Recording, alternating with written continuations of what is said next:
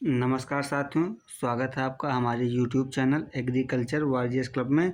साथियों, आज हम इस वीडियो में यूपी ट्रिपल एससी के लिए एक बहुत ही महत्वपूर्ण मुद्दे ऑनलाइन डीवी और उसके सकारात्मक तथा नकारात्मक पक्ष को जानेंगे तथा साथ ही जानेंगे कि वेटिंग लिस्ट का प्रावधान क्यों जरूरी है। सबसे पहले हम बात कर लेते हैं कि आगामी यूपी ट्रिपल एससी की भर्तियों में ऑनलाइन डीवी की जो घोषणा हुई है उसके बारे में। जैसे बीपीओ जे 5512 एजीटीए जूनियर असिस्टेंट 3281 में ऑनलाइन डीवी के लिए सरकार और आयोग का प्रयास है। तो अब हम जान लेते हैं कि इसका सकारात्मक पक्ष क्या है कि आयोग क्यों डीवी ऑनलाइन करवाना चाहता है। देखिए, सबसे पहले इससे समय की बचत होगी, प्रक्रिया आसान होगी और डिजिटल प्रक्रिया में कम समय लगता है। जबकि छात्रों का मानना है या एक संभावित अनुमान यह है कि यह सीट खराब करने वाला सबसे बड़ा कारक बन सकता है। अब सीट खराब करने वाला मुद्दा कहाँ से आया और क्यों आया, इस पर हम वीडियो में आगे चर्चा करेंगे। और इसका परिणाम क्या हो सकता है कि जो अभ्यर्थी चयन सीमा पर बॉर्डर लाइन पर हैं वो बाहर हो जाएंगे।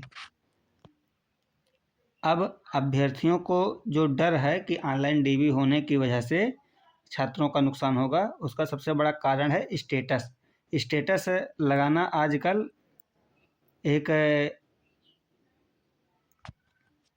सोशल मीडिया स्टेटस लगाना आजकल एक स्टेटस सिंबल बन चुका है। तो कुछ ऐसे छात्र जो 4200 ग्रेड पे चयनित हैं वह 2000 ग्रेड पे या 4200 ग्रेड पे की अन्य नौकरियों पे या 2800 ग्रेड पे या कोई भी नौकरी पर वो डीवी करा लेते हैं कि जिससे उनको दिखाने के लिए उनके पास रहे कि वो 4 वैकेंसी में, 6 वैकेंसी में, 8 वैकेंसी में सेलेक्ट हो चुके हैं। जबकि डीवी कराने के बाद वो ज्वाइनिंग नहीं लेते हैं। इससे जो ज़रूरतमंद उम्मीदवार है उसका नुकसान होता है।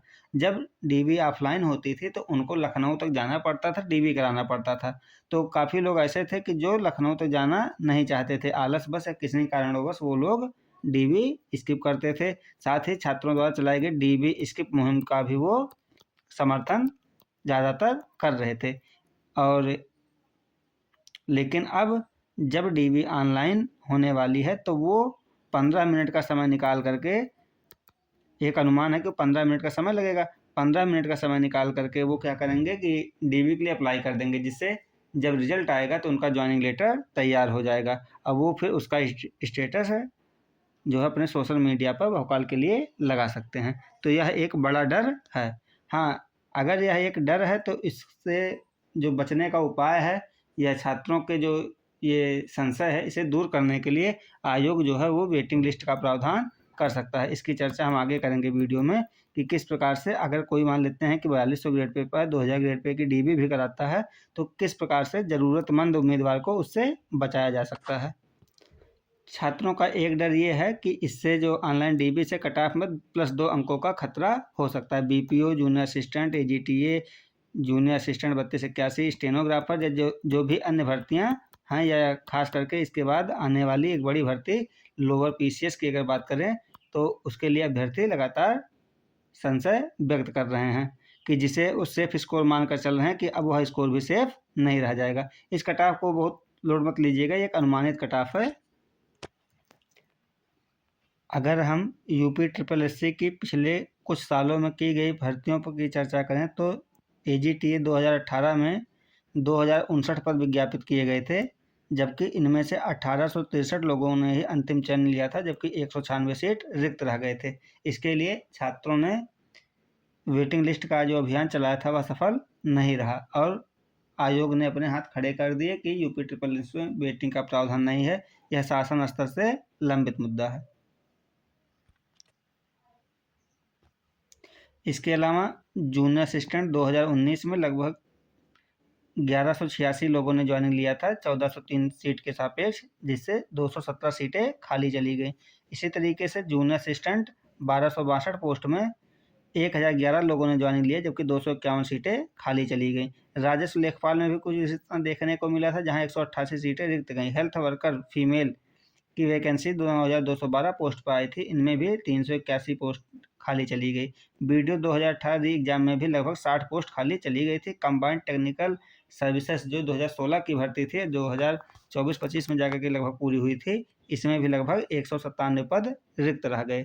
तो अभ्यर्थियों को लगातार ये डर है कि लंबे समय अंतराल में जो भर्ती प्रक्रिया चलती है उससे सीटें खाली चली जाएंगी। प्रतीक्षा सूची के बिना अभी जो 20% सीटें लगभग खाली जा रही हैं वो 50% तक हो सकती हैं।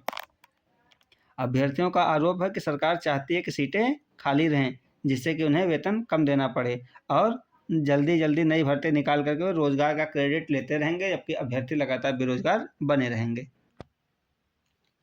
अगर सरकार चाहती है कि प्रतीक्षा सूची जारी की जाए जिससे कि जो छात्र हैं उनका नुकसान ना हो, ऑनलाइन डीबी करा ले, इससे छात्रों को कोई नुकसान नहीं हो रहा है। लेकिन ऑनलाइन डीबी के भी जो संभावित दुष्परिणाम हैं उनसे बचने के लिए एकमात्र अंतिम उपाय प्रतीक्षा सूची ही है, क्योंकि यह एक लिस्ट नहीं, यह बॉर्डर लाइन छात्रों के लिए एक जीवन दान है। अगर उच्च ग्रेड पे वाला अभ्यर्थी सीट खाली कर दे रहा है तो वह सीट बर्बाद नहीं होगी, वह सीट अगले योग्य उम्मीदवार को मिल जाएगी। इस चीज़ को आप इस तरह से समझ सकते हैं कि जैसे एग्रीकल्चर टेक्निकल असिस्टेंट और सीनियर टेक्निकल असिस्टेंट, एग्रीकल्चर की दो जो भर्तियां हैं वो एक साथ चल रही हैं। एक यूपी पीएससी से है एसटीए। अब इसमें 268 पदों पर नियुक्ति होना है। अब इन 268 पदों के सापेक्ष लगभग यही छात्र जो है वो एजीटीए में भी अप्लाई किए हैं, जो कि 2400 ग्रेड पे की नौकरी है, जबकि एसटीए जो है वो 4200 से 5400 ग्रेड पे तक के उसमें पोस्ट है। अब जो छात्र यहाँ सेलेक्ट हो जाएगा 268 में, वह मान लेते हैं कि अगर उसमें से 100 छात्र भी एजीटीए की 3446 भर्ती में सेलेक्ट होते हैं, लेकिन ज्वाइनिंग नहीं लेते क्योंकि तब तक उन्हें एसटीए की पोस्ट मिल जाएगी। तो उन 100 पदों के सापेक्ष जो बॉर्डर लाइन पर स्टूडेंट है उन्हें काफ़ी नुकसान उठाना पड़ जाता था। अगर वेटिंग लिस्ट आती है तो जो लोग कहीं अन्य भर्तियों में, क्योंकि भर्ती प्रक्रिया 3 से 4 साल के समय अंतराल पर चलती रहती है उत्तर प्रदेश में, तो इन समय अंतराल पर जो लोग हायर पोस्ट पर चले जाएंगे उन्हें भर्ती का मौका मिल जाएगा। अब सबसे ज़रूरी बात कि हमारी रणनीति क्या हो या हमें आगे क्या करना होगा, तो हमें रणनीतिक दबाव बनाना होगा, छात्रों को एकजुट होना होगा, अभ्यर्थन वापसी जैसे मुद्दों को भी हाईलाइट करना होगा। अब राजनीतिक दबाव बनाएंगे कैसे? इसके लिए आयोग नहीं बल्कि सरकार पर दबाव बनाना होगा। यूपी SSSC के कमीशन पर जा करके धरना प्रदर्शन करने से कुछ नहीं होने वाला। हमें स्टूडेंट्स का एक ग्रुप बनाना होगा। ये स्टूडेंट्स जो है अपने लोकल एमएलए एमपी से मिलेंगे, अपने स्थानीय जनप्रतिनिधियों से मिलेंगे, जो शासन पर पकड़ रखने वाले प्रभावी लोग हैं उनसे संपर्क करेंगे, जिससे कि हमारी बात चीफ मिनिस्टर ऑफिस तक पहुँचे। अपने अपने क्षेत्र के विधायकों, सांसदों और अन्य जनप्रतिनिधियों को ज्ञापन सौंपे। हमारी मांग हो कि मुख्यमंत्री योगी आदित्यनाथ जी तक हमारी बात को पहुंचाया जाए कि जिससे प्रतीक्षा सूची का प्रावधान हो सके। वेटिंग लिस्ट के लिए आयोग से ज़्यादा सरकार पर बैठे मंत्रियों पर दबाव बनाना होगा। या देखिए, ये 2027 आने वाला, 2027 एक चुनावी साल है। इस साल अगर हम अपनी मांग को तर्कसंगत ढंग से रखने में कामयाब हो गए तो आगामी कई वर्षों के लिए यह जो अभ्यर्थी और तैयार हो रहे हैं उनको भी मदद मिलेगी, साथ ही हम लोगों का भी कल्याण हो सकेगा। इस चीज़ का सबसे बड़ा उदाहरण जो वर्तमान में प्रक्रियागत यूपी पुलिस भर्ती है यह है कि इसमें जब भर्ती जारी किया गया था तो एज रिलैक्सेशन का कोई प्रावधान नहीं दिया गया था, लेकिन जब यह मुद्दा बना आयु सीमा में छूट का, तो विधायक सांसदों को ज्ञापन सौंपा गया, चुनावी दबाव आया, जिसकी वजह से 3 साल की छूट मिल गई। तो यह दिखाता है कि अगर अपनी मांग को सही तरीके से रख दिया जाएगा तो सरकार जो है वो मांग जरूर सुनती है। चुनावी माहौल है, अगर अभी प्रयास किया तो वेटिंग लिस्ट का प्रावधान जरूर हो सकता है।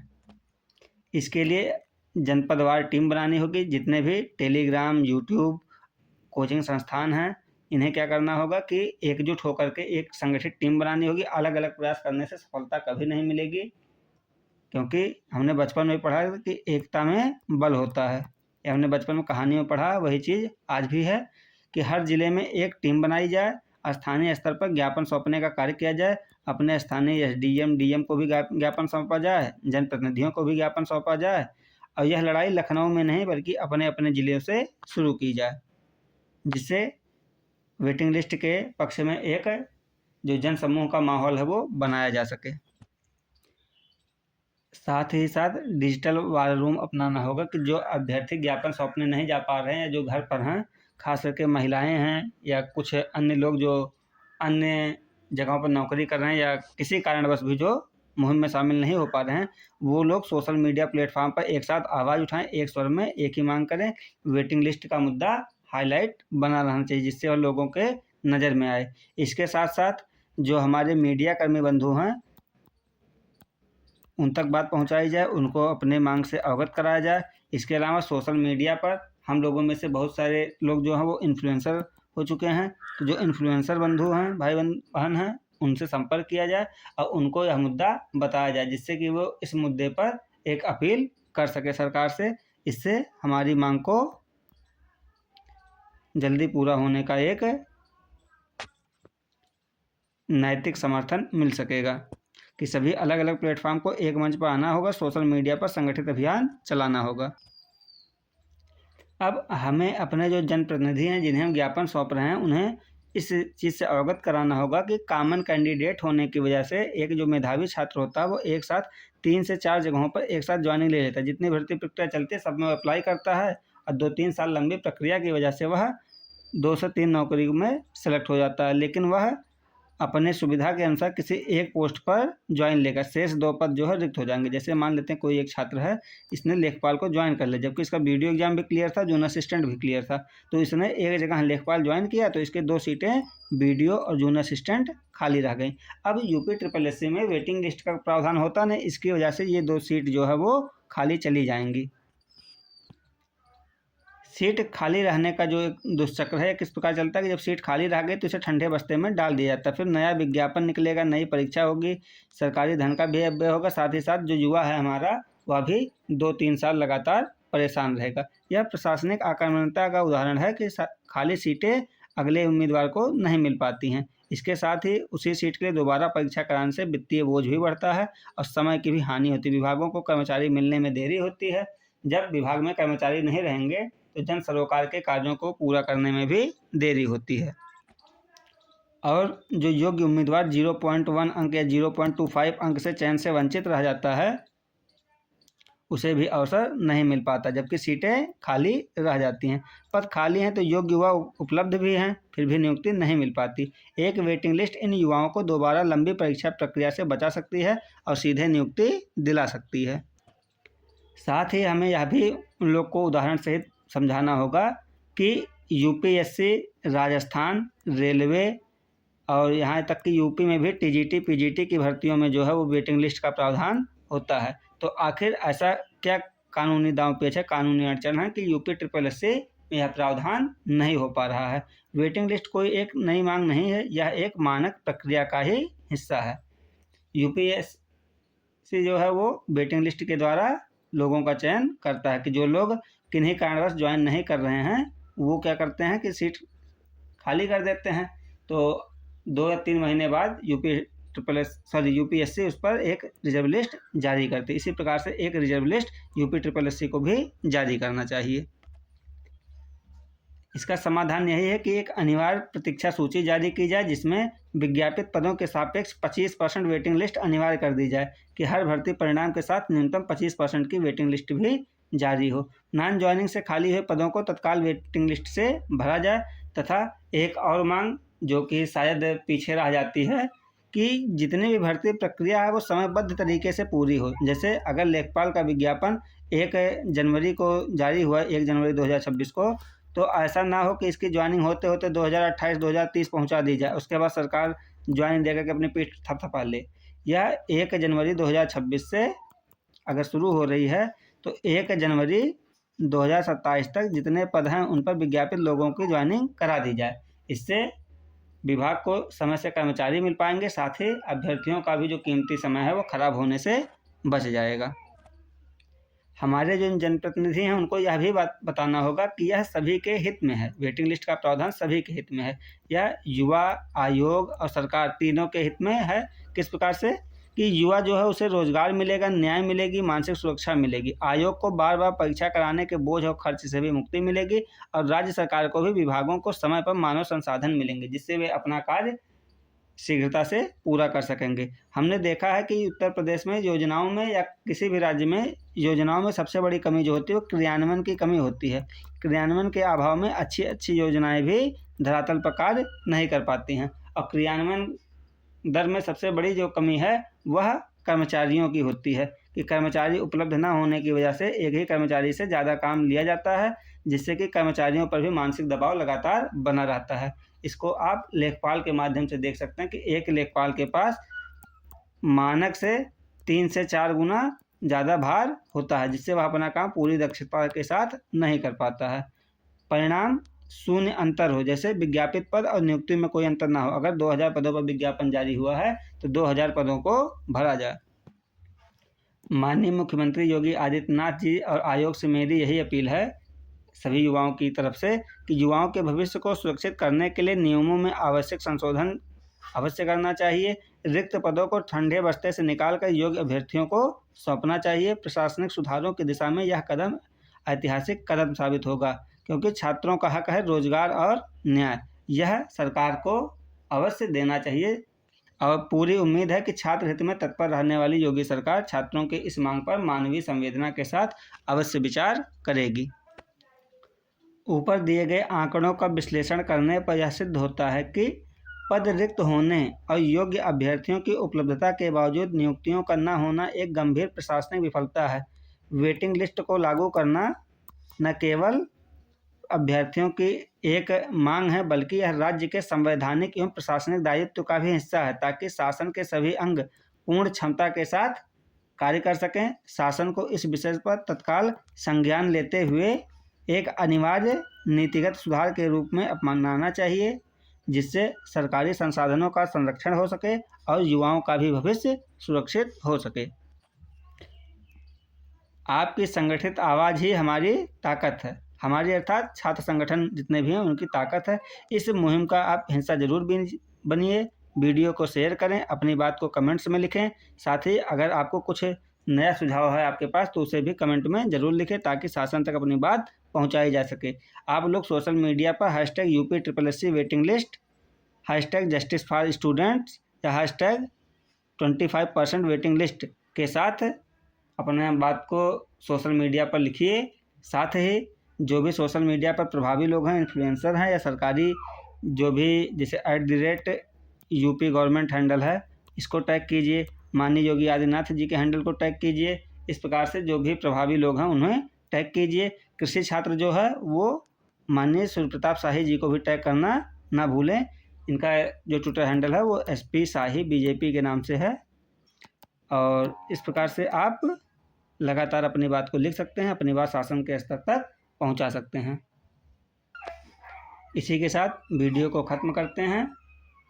जय हिंद, जय भारत। आपका दिन शुभ हो।